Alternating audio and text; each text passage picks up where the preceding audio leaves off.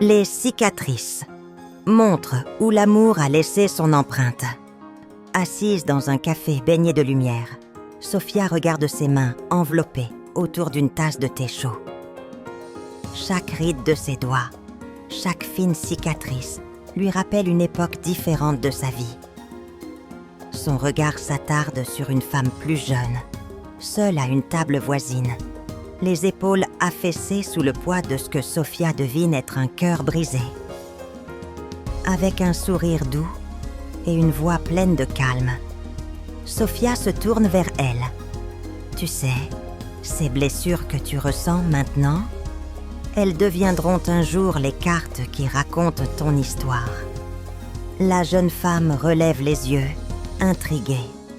Sofia commence alors à raconter. « Quand j'avais ton âge, je croyais que l'amour était parfait. Mais ma première grande histoire s'est brisée comme du verre. L'homme que j'aimais plus que tout m'a trahi, me laissant seule avec des doutes qui me hantaient. Chaque mot qu'il m'avait dit sonnait faux une fois que la vérité fut dévoilée. Pendant des mois, je me suis demandé si j'étais assez, si j'avais fait quelque chose de mal. La douleur était comme une plaie ouverte. Mais avec le temps, j'ai appris que cette trahison n'était pas le reflet de ma valeur, mais plutôt de ses propres failles.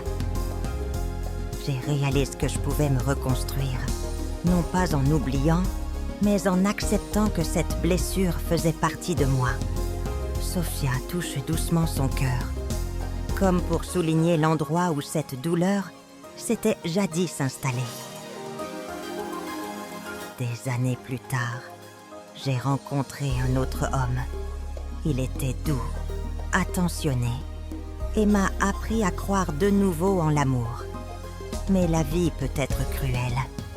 Une maladie soudaine me l'a arraché. C'est là que j'ai découvert un nouveau type de douleur. Ce n'était pas une trahison, mais une perte irréparable. Un vide qui semblait ne jamais pouvoir se combler. J'ai pleuré jusqu'à ce que mes larmes soient sèches, jusqu'à ce que mon corps ne puisse plus supporter le poids de la tristesse. Mais un jour, en regardant le ciel, j'ai ressenti une étrange paix. J'ai compris que son amour ne m'avait pas quittée, qu'il vivait dans mes souvenirs, dans les petites choses qu'il avait laissées derrière lui. Cette cicatrice est devenue une partie de moi, une preuve que j'avais aimé profondément et que cet amour avait changé ma vie. Plus tard, j'ai pris le risque d'aimer encore. Ce n'était pas facile.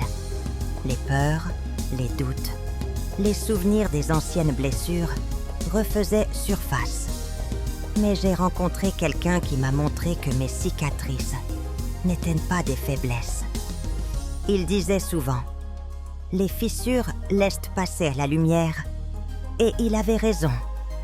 J'ai appris que mes blessures n'étaient pas des chaînes, mais des leçons. Elles m'ont enseigné la résilience, la compassion, et surtout, comment aimer de manière authentique, sans peur.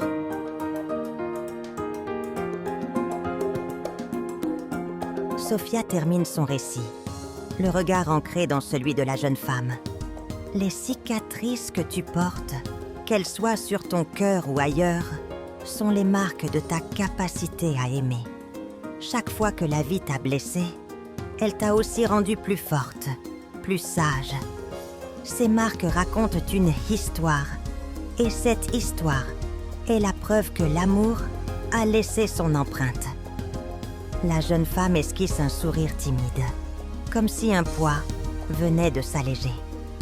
Sofia pose une main réconfortante sur son épaule, avant de se lever pour partir. En marchant dans la rue, Sofia se surprend à sourire elle-même.